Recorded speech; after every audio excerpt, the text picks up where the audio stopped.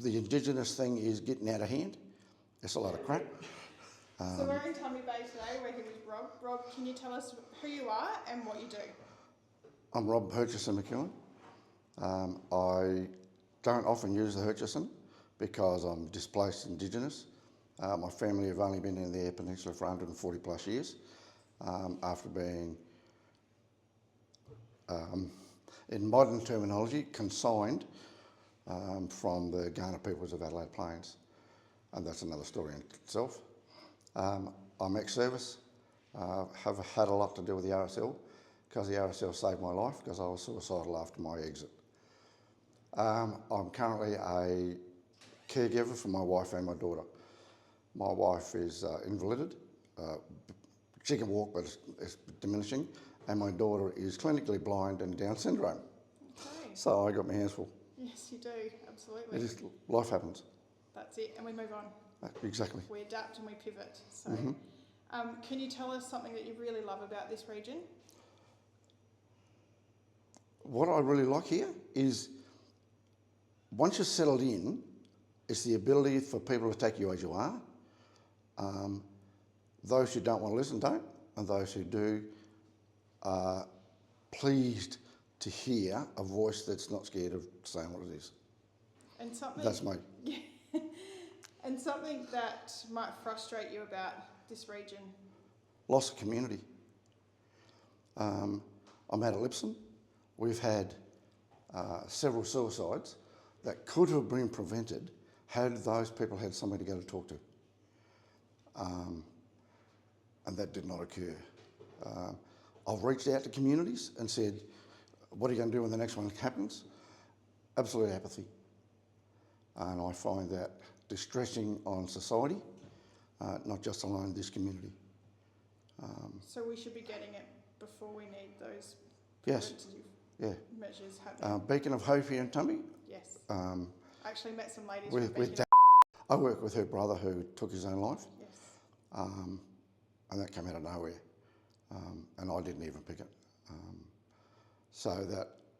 And she's a fantastic girl. She's done this for 12 years. Awesome girl. She just won an award? Yes. Yes. But awards are great, but it's community acceptance of what the track she's led for the 12 years that is disappointing. It's that simple. She's had lots of naysayers, but at the end of the day, she's achieved massive grounds, and I applaud her for that. And for the on the community's behalf, just the apathy is painful. We had a young man here, and I'm saying young, he was under 50, who passed away in his own home at Lipson. And some numpty told the police that, no, I saw him yesterday. He'd been dead for 4 days. So the police couldn't do anything for another 5.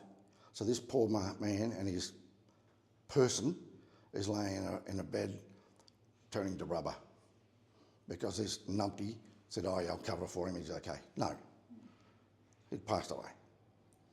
What is something that you hope for someone in Parliament understood about this region? That we're the same as the rest of Australia. We're not Queenslanders, we're not New South Welshmen with the powerful vote, and as I'm very critical of that, extremely critical if you haven't picked it up on the tone. We're all people, black, bright or brindle. The Indigenous thing is getting out of hand. It's a lot of crap. I like to say, and this is going to get you, how many people have had surgeries and had blackfellow blood put in them? It's the same. So why pick on someone just because their skin's a little bit colour? Because you take their blood to survive. We're all human, and we need to get in that one basket.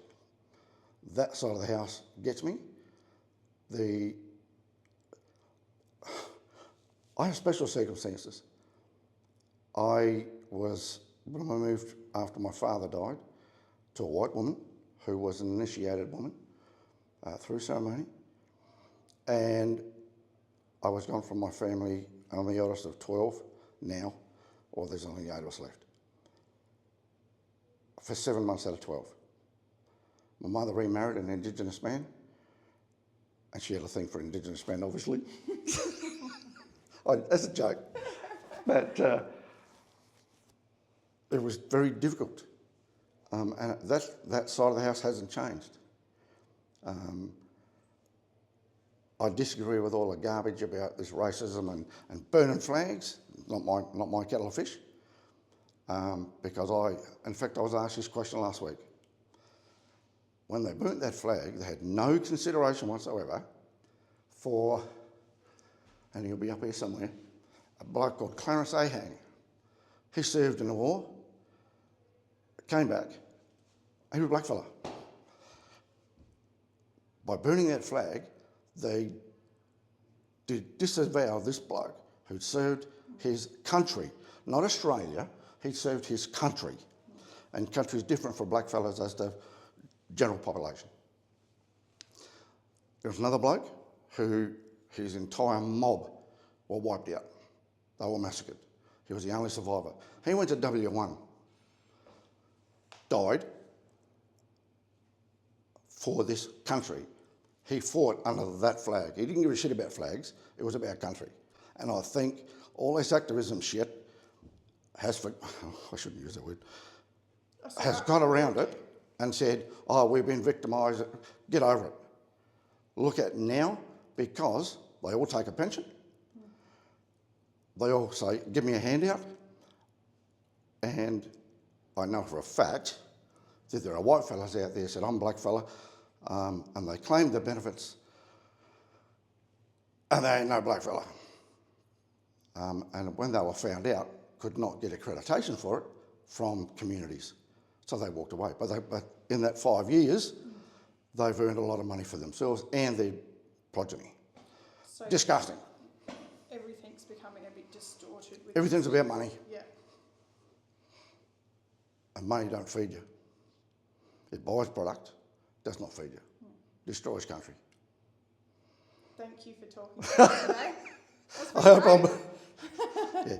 That's fantastic. So, I want to hear a bit more about your service. Oh, yeah, my service. I joined when I was 18. Yeah. I was 18 years and 2 weeks to the day. Wow. We enjoyed, and I was most fortunate to be trained by Vietnam veterans. And I get emotional about this, because they went through shit. We had a bloke here in Tumby that came back and were denied a beer in the RSL at the bar. Shocking. That's garbage.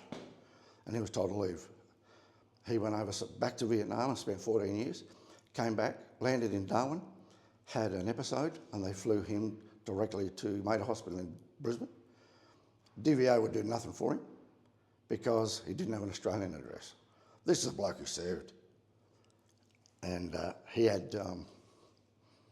come home to die. Yeah. I get emotional about it, and I never went there. Because I joined on the 18th of